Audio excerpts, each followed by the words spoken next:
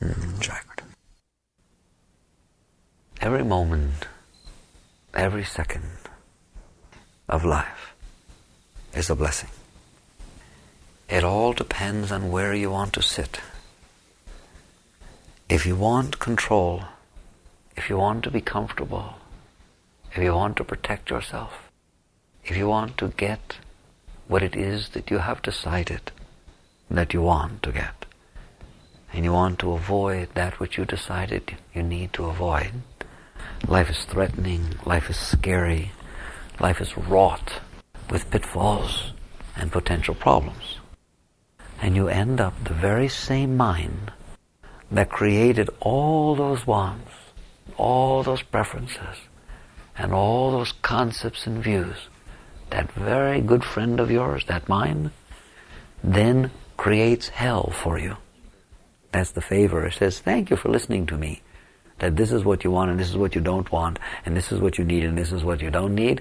Now that you've agreed with me, let's worry.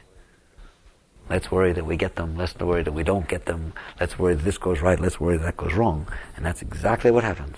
If you buy in to the part of your mind that is convincing you that you know what's good for you, that you know what will get you into a state that you want to be in, the very act of buying that preference will cause you to worry, will cause you to fear, will cause you to go through mental perturbations that just won't leave you alone.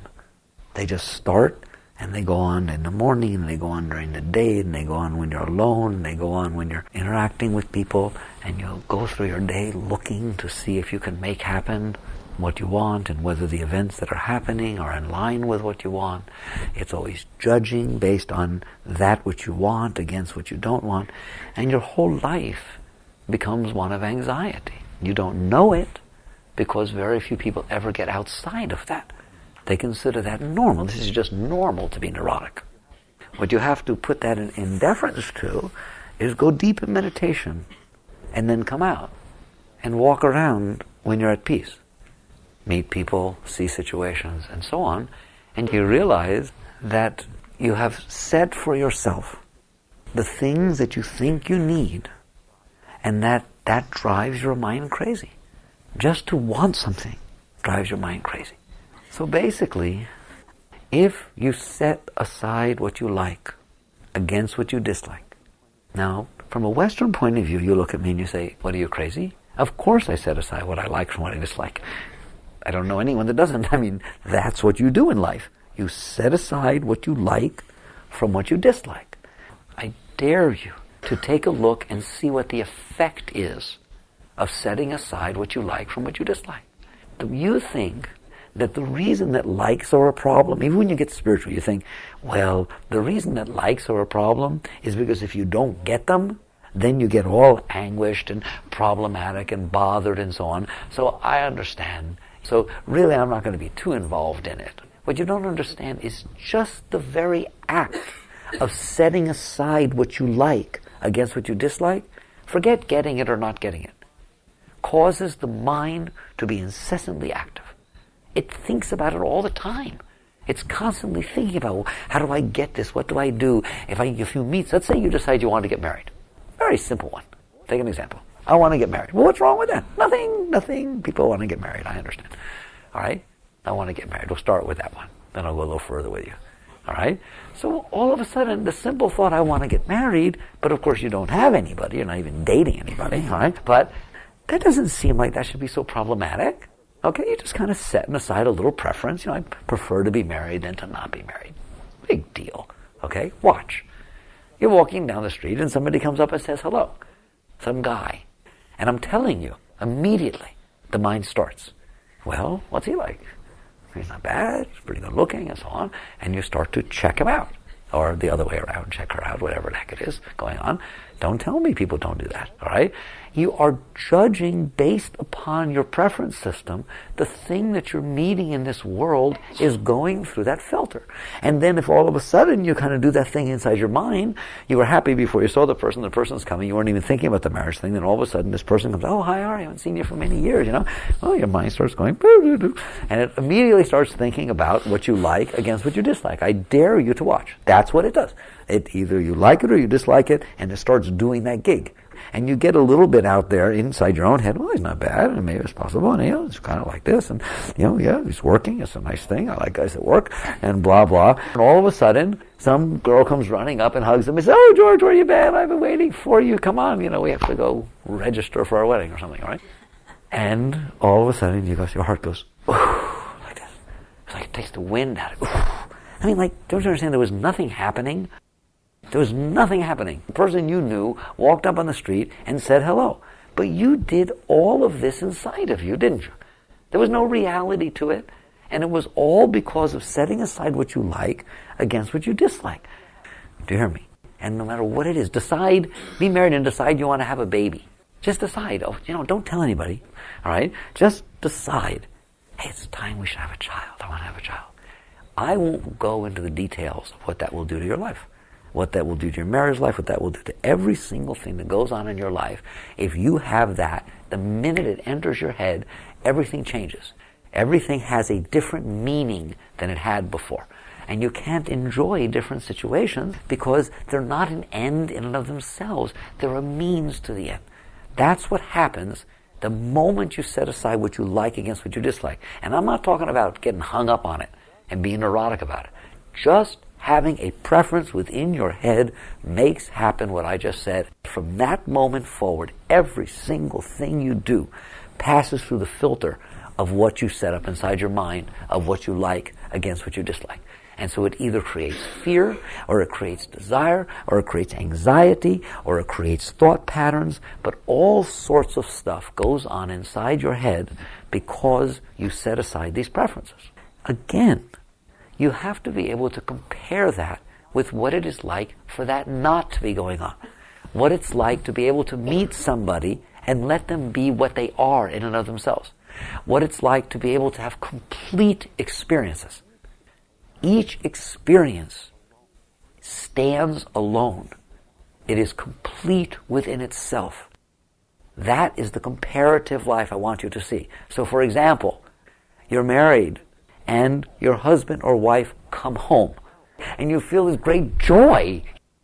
It wasn't, did they bring flowers? It wasn't, are we going to have a baby? It wasn't this, that, any kind of thing. It was just the act in and of itself was sufficiently uplifting.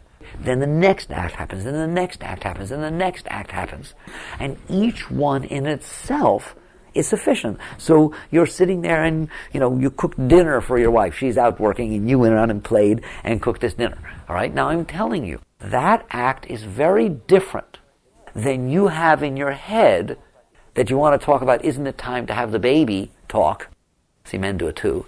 All right? Isn't it time to have the baby talk? And you're kind of softening it up that you went and made dinner tonight while she was working or something like that. While you're cooking that dinner, when she is coming home, when you are serving that dinner, it is a totally different experience if you cooked that dinner for the purpose of cooking that dinner. And there was no other motive, there was no other thing going on. It was an experience that was complete within itself. There's nothing that can go wrong with that experience. I told you, I started by saying every single moment of life is an experience that is complete and whole and worth living.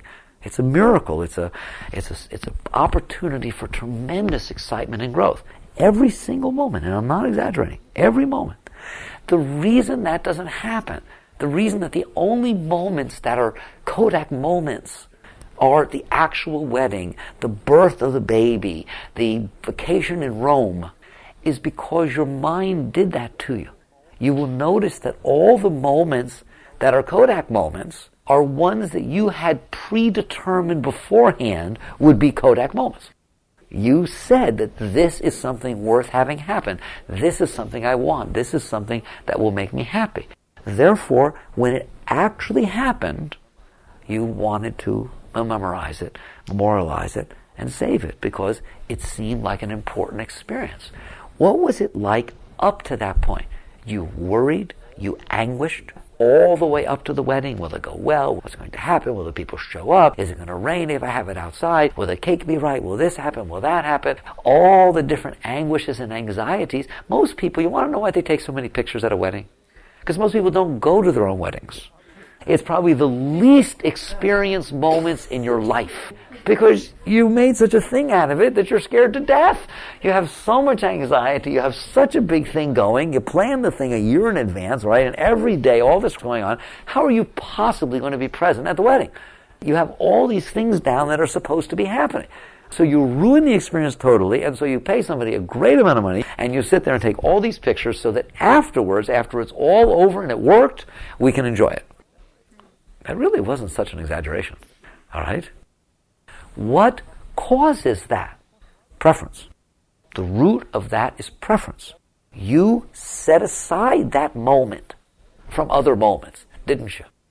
Your mind tells you if you set aside moments as special, that makes them special. If you set aside moments as special, it destroys every other moment. It's that simple. So you get to where you catch on with this, you watch this. How many special moments end up being special and happening? Look at them, I mean, really in your life so far.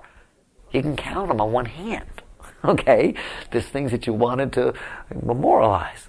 How many moments did you miss? How many moments are there in a day? How many experiences do you consider like really important and meaningful and so on? How many moments have there been? Because every moment is an experience. And it is because what you're doing is setting aside what you like from what you dislike. And then you're aiming all the power of the mind to have or to not have. And therefore the mind interprets every other thing in relationship to that. So that those moments aren't just about when they happen, they're about the whole time that they're not happening. And the ultimate example is a kid that has to go in and get a shot. Now listen, even when you're older, no one likes shots. But the kid anguishes about this for weeks in advance. He caught on that he's going to have to go in and get this booster shot or something, all right? And so for weeks, it's like he's weird and he's crying and he's carrying it on and he misses school and a thing and he throws his food and he's fighting with everybody. It's a real flaming mess. You get there to the thing and you go in. I mean, the shot takes how long? Wait, how long does it sting for? Here. It's done? Yeah, it's done. All right? But that's just round 2. Booster shots have 5 rounds. Well, when do I need the next one? 2 months from now. So for the next 2 months, you're going to do it again. You're going to think about it. You're going to anguish. So you're going to suffer. To one degree or another, you're going to suffer for this entire period in order for what? For something that lasts, you can even feel for 3 seconds? Like, just a few seconds? Would you please explain that to me? All right? Same thing with your wedding. Same thing with any of these things. How long does the actual thing last? How much anguish do people go through throughout this entire process to make sure that something's right that lasts a few hours? Do you hear me? We do it with everything. That is the power of having a preference. Preference for, preference against. That child decided he didn't want a shot. Because he didn't want a shot, he suffered. If he didn't care if he got a shot or not, he would have felt a moment of pain. That is different than suffering. Pain is a worthy thing. It's a holy experience because it's real. It actually happened. Suffering is not worthy. It's not real. It is what you create with your mind. You want a definition of suffering? Suffering is what you do to yourself because you set up a preference. There's a vast difference between pain and suffering. Pain is a real experience that the body is sending to you. Suffering is what you anguish mentally. It's a mental and emotional thing. It's a psychological thing. It's something you do to disturb yourself because things are not in accordance to your preferences. And then you suffer. Period. Have you noticed? How do you do when things are not in accordance to your preference? Most people don't do very well. And in accordance to how strong your preferences are, that's how bad you're going to do. You mean, like if I don't want something to happen and it happens, that's how bad I'll do? No. It's much bigger than that. I wouldn't mind it if that's all it was. If you really, really, really, really, really, really, really, really don't want something to happen, then you suffer all the time. Let's say you have a phobia about snakes. There. That's a really, really, really, really, isn't it? If you have a phobia about snakes, you're afraid to come out here. You're afraid to walk across a field. You're afraid to get out your car in the country. You're afraid of a million things. It's like all the time. If you park your car and you really have a phobia about snakes, and you park your car, and when you go to your car, you open the doors, you look around with a flashlight, you do things. If you happen to see a stick or rope, every stick looks like a snake. Every rope looks like a snake. In other words, it isn't that you suffer when the thing that you don't want happens. You suffer because you don't want it, even if it doesn't happen. Who notices that? Let's get something a little closer to home, because most of you don't have phobias about snakes. Let's start with something you do have a phobia about. Let's say you're afraid that people won't like you. Anybody relate to that? Say you're afraid that people will reject you. You're afraid that you'll say something stupid when you're amongst other people. Let's say you're afraid that people won't like you, that you won't be accepted. Anybody have that? Anybody got it to the point of phobia? You want to know what? That one, everyone has to the point of phobia, therefore it's considered normal. He has a situation where he don't want people to not like him. He don't want to feel rejected. He doesn't want any of this stuff going on. Okay? So all of a sudden he's sitting there in presence, and there's a group of people around, and he says something wrong. He gives his opinion. And somebody turns around and says, "What, are you crazy? Didn't you read the thing in the paper yesterday? There's no puzzle. It said right there that wasn't happening." Now that's what you don't want, isn't it? Okay? It was like, whoa, I better get the New York Times Daily or something. You go back, you get, which paper? It's like, it's a big thing to people to be wrong in public like that, and say things like that. Or somebody turns around, you mind your own business, you're walking down the hall of your high school, and all of a sudden everybody's laughing because somebody posted a "kick me" sign on your butt or something, all right? And you turn around and you say, oh, God, it's like, oh. Those are fun times. Those are the moments you savor, and like to remember and take home. Those are the ones you put in the album. Okay, that could happen. We tell these stories. If I stopped, each of you would have a story, something probably that was a little strong for you. That probably never really happened to you, where everybody laughed and pointed at a stupid thing. Other things happened, okay? However, because you don't want that to happen, tell me how much that preoccupies your mind. How much, when you stand in the presence of people that aren't laughing, do you not want them to laugh? How much do you think after you've said things, was it right, and what are people going to think, or something like that? How often do you think after you hang up the phone after a conversation, what did you say? Was it right? You should have said this, blah, blah. How many times do you ever think if you see people talking, that maybe they're talking about you? How often do you think if you're standing in a line alone or eating dinner alone somewhere in a restaurant, that maybe people think nobody likes you, what's wrong with you or something? It's like whatever goes on inside of you that has anything to do with not wanting to be viewed badly in the eyes of another as being not acceptable. That ever go on? That's just like the snake. They're not rejecting you. Yet it occupies that much of your time. How often before you put your clothes on? How often before anything that you worry about all this stuff about what people think of you? Just because you don't want to feel rejected. You don't want to go through your body eaters. You've got to put all these deodorants on your body, 8 billion things. You've got to wear just the right clothes. If you park your car a little diagonally, oh my God, what will people think? People get pretty interesting about the whole thing.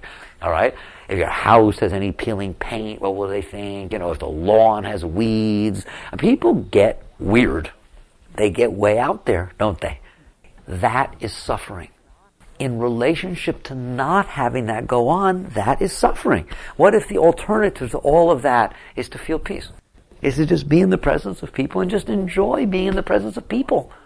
You can get to that state. What is causing all of this suffering and all of this neurosis? Preference. That's the root of the whole thing. It is because you don't want to feel rejection.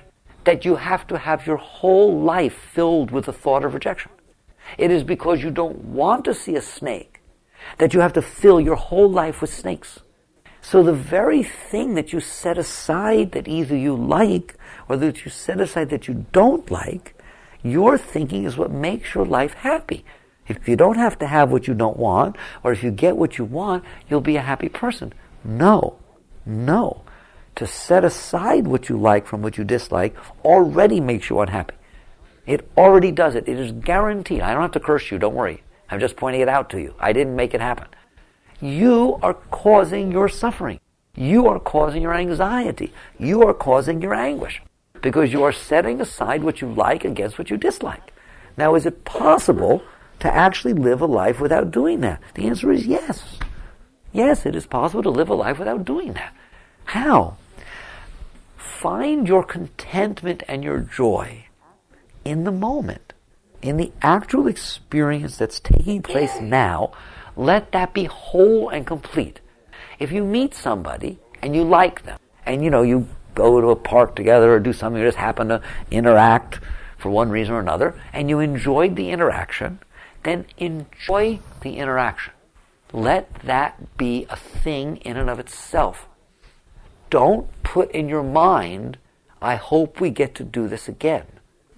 Because if you put in your mind, I hope we get to do this again, instead of looking back and feeling the joy of the moment that happened, you will look back and feel anxiety as to why they haven't called again, or how can you run into them again. You all of a sudden took a positive moment and turned it into a permanent anxiety. Isn't that amazing? And it all happened in the very act of setting aside what you like from what you dislike. Either one. It doesn't matter. They're the same. Just say, I want something to happen. Just say, I don't want something to happen. And you are going to suffer. You're going to ruin your life. Now you say, well, that's pretty strong. No, it isn't strong. Your life is a beautiful thing. Every moment is a beautiful experience. Every moment is an opportunity to explore the experiences of life and to explore yourself. Because every experience in life brings up a different part of you, doesn't it? Have you noticed? Like every minute, there's something different going on inside. It's just a different landscape. It's a different way of thinking. It's a different way of feeling. It's a different energy flow. It's a heart that's opening. It's a heart that's closing. It's a million, billion different things that shift inside as things shift outside. So all of life gives you an opportunity to experience new experiences outside, and it gives you an opportunity to learn more about the nature of yourself, of your being, inside. What's wrong with that? Why can't that be a thing in and of itself? So somebody came, and I was walking in the woods, and all of a sudden a stick cracked, and I get scared into somebody who's walking behind me. Okay, that's it. Wasn't that neat? No, it wasn't neat. Why? Because you don't want to get scared, preference. I dislike that experience. Therefore, I don't want it to happen again.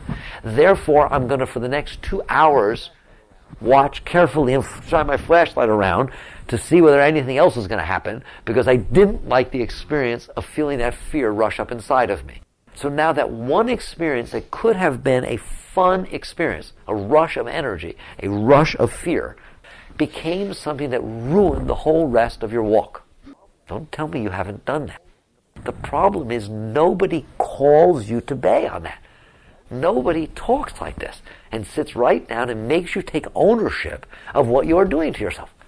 And if you do it enough, you will be neurotic.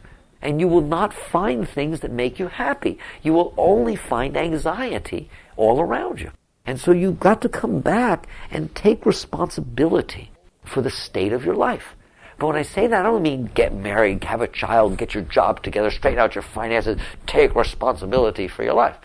You have to take responsibility for the experience of your life, for the willingness and ability to experience what's happening in your life. And every moment is beautiful. Every moment is worth experiencing, is worth having.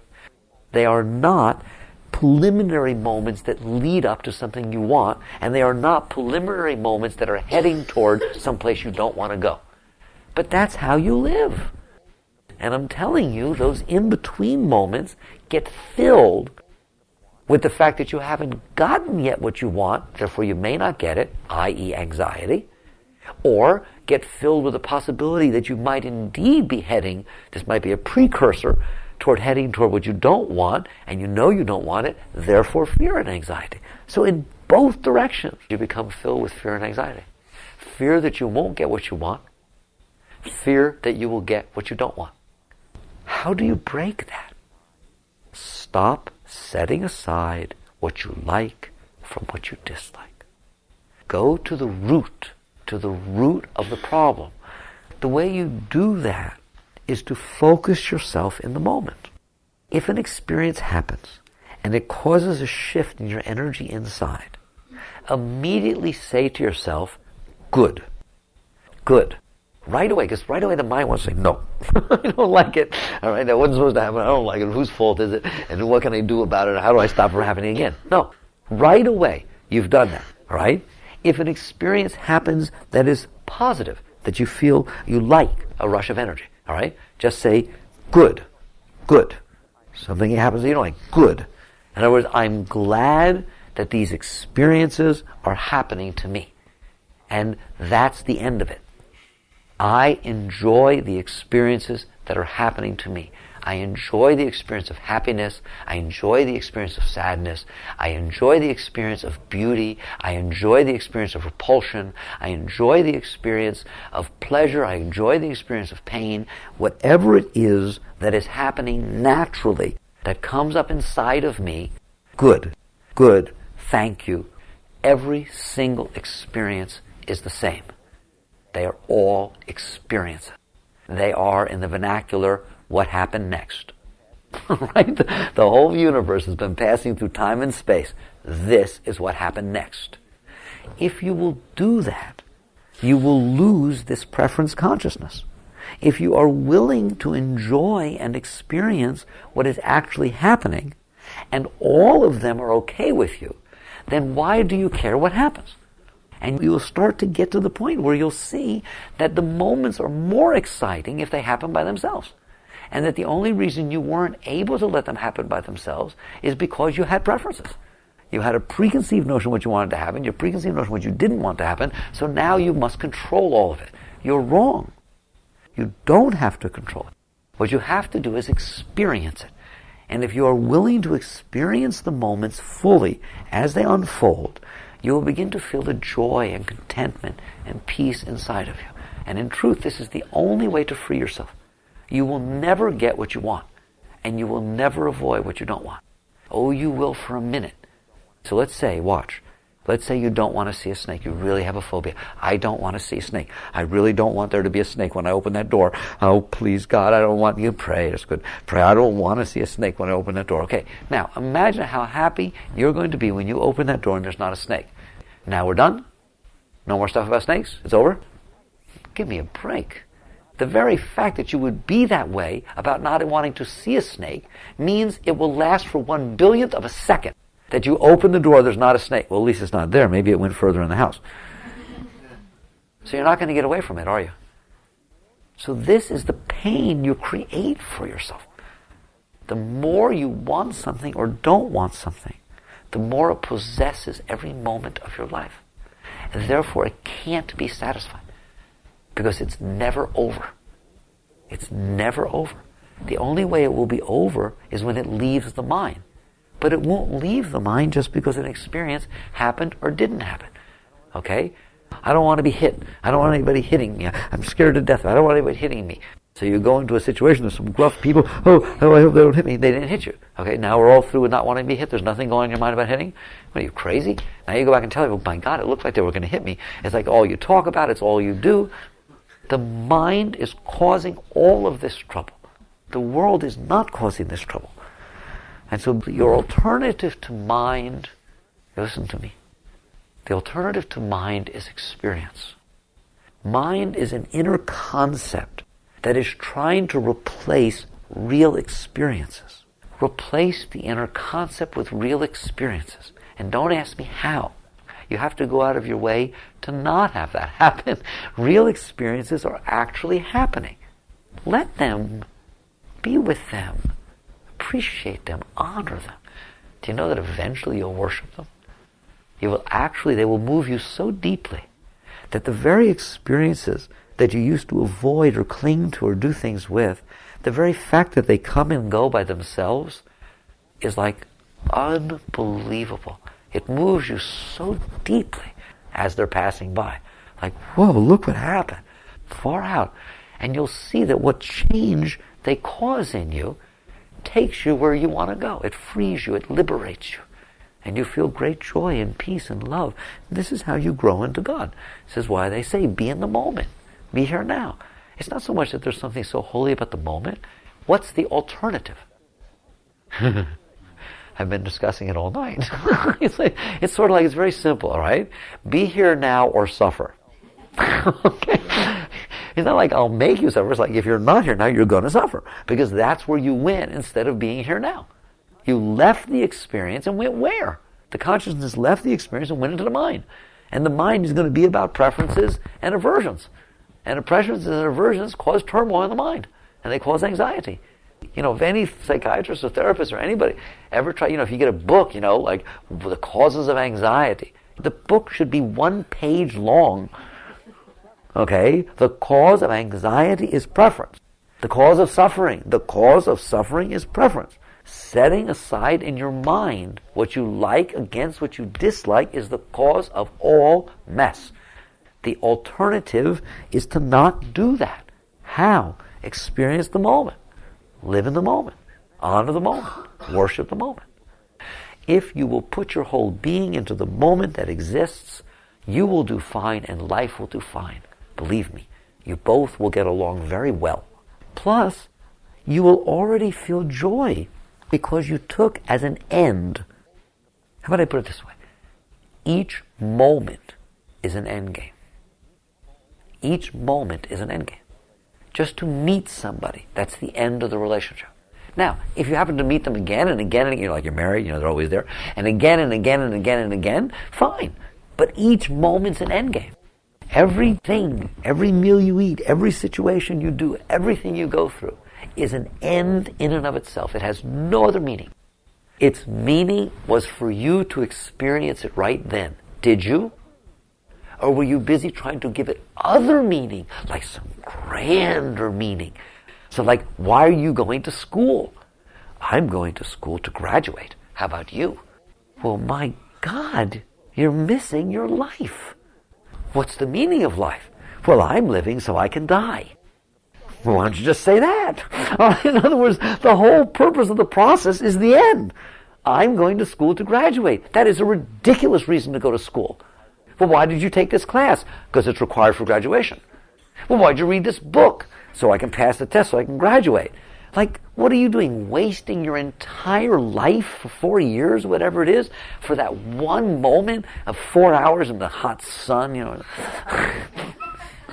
Believe me, it's not going to be worth it. Graduations are a drag. So you have to catch yourself. You have to catch yourself. So you won't do this with your life. Don't get married to have children. Don't go to school to graduate. Don't go to work to earn money. Don't write an article to get it published. You saw how everyone, did it pass through your mind how I could take any one of those and do what I just did with everything? No wonder you're not happy. No wonder people are not happy. If you go to work to earn money, then you worry about who makes more and you get paid enough. How can you enjoy your work? If you get married to have children, we already know what can happen with it. Go to school because of the joy of learning. You have to enjoy the experiences you are having. All of them are beautiful if you will let them be. And so you start to work with yourself. And I'm telling you, just say good to whatever happens. Good. That's your first reaction. Good. I'm glad. I like it. Good. Okay? And then try to be open, not preference, but open to the different experiences that are happening to you. And you will see that over time, each experience is a flower, a gift within itself. And it will help you. It is your teacher. It is your teacher. And every experience is there to help you grow if you will let it. Jagrath.